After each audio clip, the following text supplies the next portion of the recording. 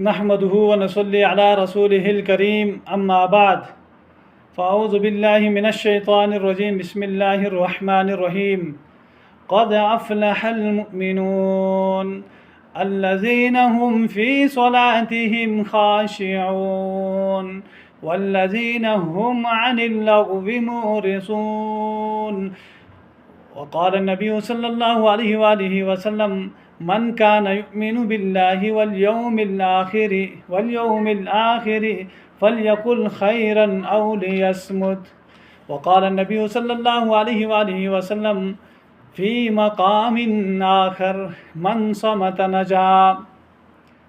سامعین محترم، دعا کرے اللہ تعالی مجھے حق اور سچ کہنے کی توفیق عطا فرمائے اور اس پر مجھے اور جملہ حاضرین و سامعین کو عمل کرنے کی سعادت عنایت فرمائے۔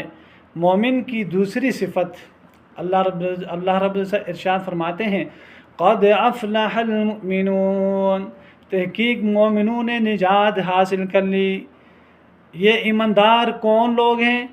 ارشاد ہوا الذین هم فی صلاتهم خاشعون، وہ لوگ ہیں جو اپنی نمازوں میں خشوع کرتے ہیں۔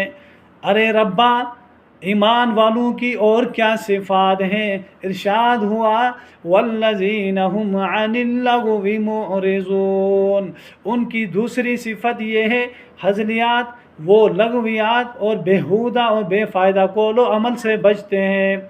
سرور عالم صلی اللہ علیہ وآلہ وسلم کا فرمان ہے من کان یؤمن باللہ والیوم الآخر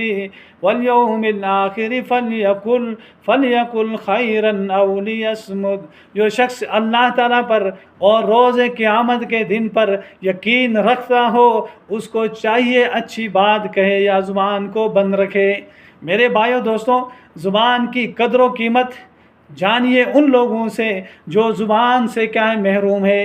دل تو ان کا ترستا ہے، دل تو ان کا چاہتا ہے ہم زبان سے کچھ بولیں، لیکن وہ عاجز ہے، اللہ نے ان کو قوت سنوائی، قوت زبان میں جو قوت طاقت ہے بولنے کی، اللہ نے وہ صلاحیت سلف کر دی ہے۔